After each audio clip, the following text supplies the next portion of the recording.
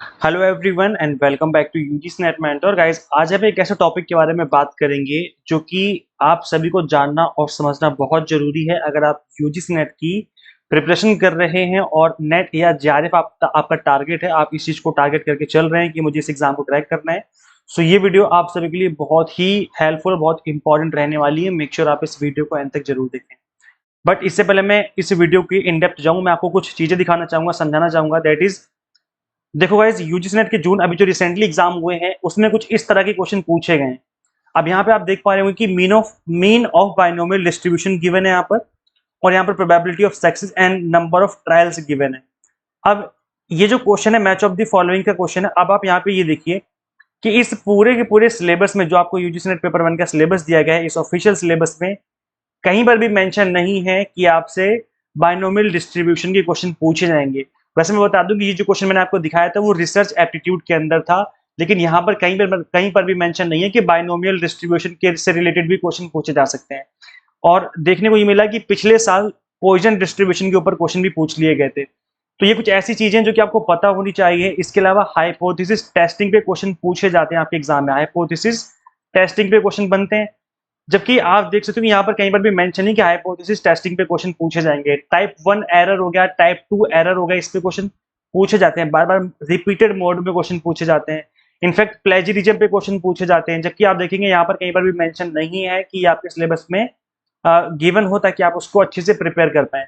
तो आप क्या करें, इसलिए मैं आपको कहता हूँ, जो कि मैं आज इस वीडियो में आपको समझाने वाला हूँ, मेक श्योर आप इस वीडियो को अंत तक देखिए। बस तसल्ली से देख लोगे इस वीडियो को तो ही आपको समझ में आ जाएगा। आपके जो आने वाले मंथ हैं वो वेस्ट नहीं होंगे। एटलीस्ट आप उनको अच्छे से यूटिलाइज कर पाएंगे कि हमें क्या अप्रोच रहनी चाहिए, हमें किस तरीके से प्रिपरेशन करनी चाहिए ताकि हमारा एग्जाम क्रैक हो जाए। तो गाइस देखो, राइट अप्रोच क्या होनी चाहिए। राइट अप्रोच आपकी ये होनी चाहिए कि जो सिलेबस यहाँ पर मेंशन है ऑफिशियली, जो आपके सिलेबस में गिवन है, उसको तो हमें कवर करना ही करना है, 100% कवर करना है। एक सिंगल टॉपिक छूटना नहीं चाहिए, एक टॉपिक टॉपिक कवर करना है हमें। और इसके बाद इसमें जो हमें ऐड करना है सिलेबस में, दैट इज रिसेंट ट्रेंड।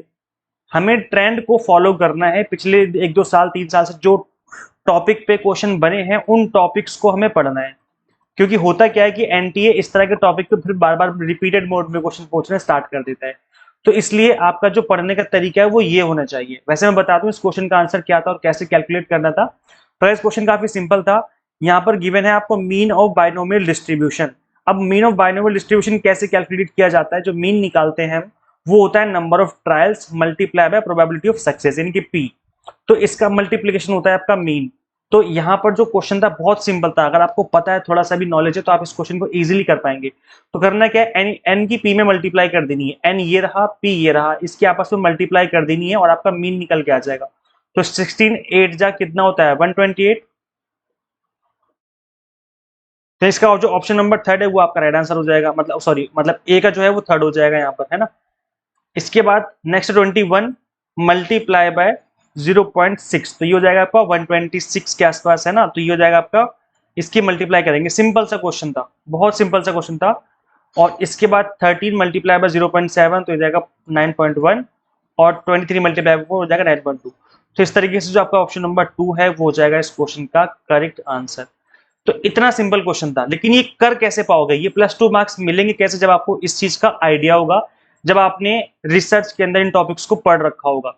तो इसीलिए मैं आप सभी को बोल रहा हूँ, बार बार रिपीट कर रहा हूँ इस चीज को, कि अब आपको क्या करना है कि सिलेबस तो फिनिश करना ही करना है, प्लस आपको इस ट्रेंड को ध्यान में रख करके स्टडी करनी है।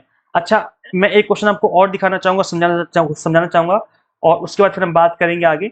तो एक क्वेश्चन देखो ये पूछा गया था, हाँ, ये देखो आपकी स्क्रीन पे क्वेश्चन है ये, और ये क्वेश्चन है आपका लॉजिकल रीजनिंग का। Arrange the following in order of decreasing denotation. Decreasing denotation में इसको अरेंज करना था। अब यहाँ पर ऑप्शन गिवन है आपकी।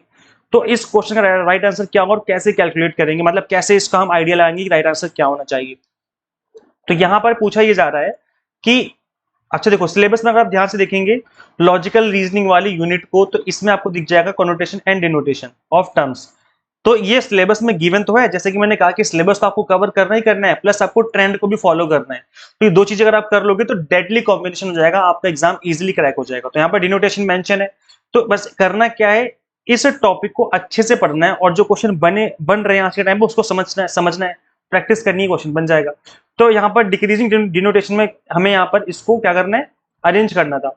तो इसका मतलब ये है कि एक ऐसा टर्म जिसकी वाइड मीनिंग है, उसके बाद उससे कम वाइड मीनिंग है, फिर उससे कम वाइड मीनिंग है, उससे कम वाइड मीनिंग है, ऐसे में अरेंज करना था।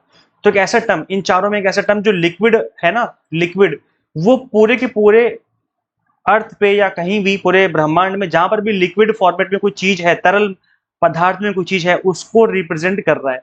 तो सबसे पहले आ जाएगा तरल, मतलब सबसे पहले आ जाएगा लिक्विड, तो डी सबसे पहले आएगा। उसके बाद आपका आएगा बेवरेजेस। अब इसमें क्या है कि जो इस टर्म की मीनिंग है, इसका मतलब है दुनिया भर में जितने भी बेवरेज वाले ड्रिंक हैं वो इसके अंदर आ जाएंगे। तो उसके बाद आ जाएगा बेवरेज। उसके बाद आएगा आपका कार्बोनेटेड ड्रिंक्स, मतलब इसमें क्या है कि जितनी भी कार्बोनेटेड ड्रिंक्स होती हैं अलग अलग कंपनी की, वो सारी सारी ड्रिंक इसके अंदर आ जाएंगी। फिर आ जाएगा कोला फीस, मतलब बिल्कुल ही स्पेसिफिक कंपनी के नाम पे आ गया कि जो कोका कोला की फीस होती है उसके नाम पे आ गया। तो बिल्कुल ही मतलब एक ऐसा टर्म जो कि स्पेसिफिक एक प्रोडक्ट को ही रिप्रेजेंट कर रहा है। तो उस हमें डिक्रीजिंग ऑर्डर में आना था कि पहले एक ऐसा टर्म जो कि एक वाइड मीनिंग है, फिर उससे कम वाइड मीनिंग है, फिर उससे कम वाइड मीनिंग है, फिर उससे बिल्कुल नैरो मीनिंग है। तो हमें इस तरीके से इसको अरेंज करना था।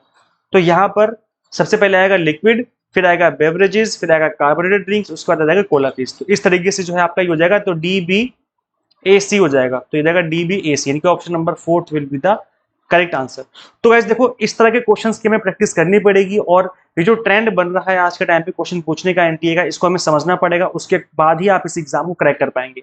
अच्छा, मजे की बात मैं बताऊं कि यहाँ पर जो पेपर 1 की ऑल 10 यूनिट्स आपको दिख रही हैं, इन सभी यूनिट्स का जो रिसेंट ट्रेंड है, इस ट्रेंड को मैं आपको एक्सप्लेन करने वाला हूँ यूनिट वाइज। हर एक यूनिट के ट्रेंड को बताऊंगा कि भाई ये सिलेबस है और इसका ये ट्रेंड बन रहा है, पिछले 1-2 साल से इस तरह के क्वेश्चन बन रहे हैं, ताकि आपको और अच्छे से आइडिया लगे, आप और अच्छे से चीजों को समझ पाए। तो अब मैं क्या करूंगा, डेली बेसिस पे, डेली शाम को 8 बजे के आसपास आपको ये क्लास मिल जाएगी। मे भी शायद जल्दी क्लास आ जाए, लेकिन मैं डेली बेसिस पे इस तरह के एक वीडियो लेक्चर अपलोड कर दूंगा, जिसमें मैं हर एक यूनिट को एक्सप्लेन करने वाला हूं।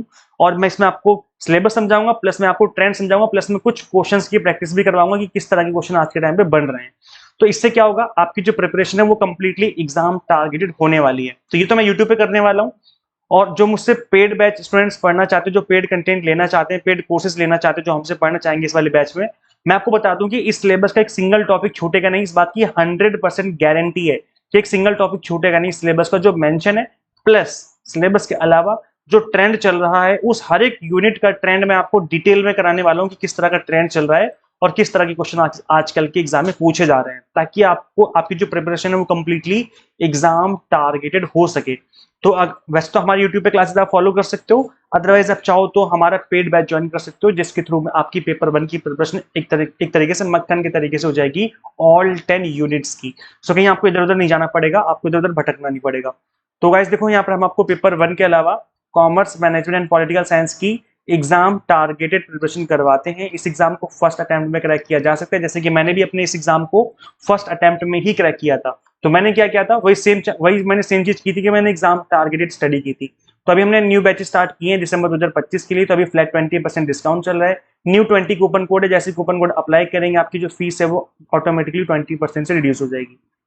हाँ गाइस देखो, करना क्या है, अच्छा क्या कुछ मिलेगा मैं बता दूं। यहाँ पर कंप्लीट वीडियो लेक्चर्स मिल जाएंगे आपको बाइलिंगुअल फॉर्मेट में, 100 मॉक टेस्ट मिल जाएंगे प्रैक्टिस करने के लिए, पीडीएफ नोट्स मिल जाएंगे। सबसे अच्छी बात है कि यहाँ पर complete content NTA question asking pattern मिलेगा आपको, इधर उधर की बातें नहीं मिलेंगी। जिस तरीके से एनटीए क्वेश्चन पूछता है उस तरीके से कंप्लीट कंटेंट आपको यहाँ पर देखने को मिल जाएगा। अब गाइस देखो, करना है कि आपको सिंपली गूगल प्ले स्टोर से एग्जाम मेंटर ऐप इंस्टॉल कर लेनी है अपने मोबाइल फोन में।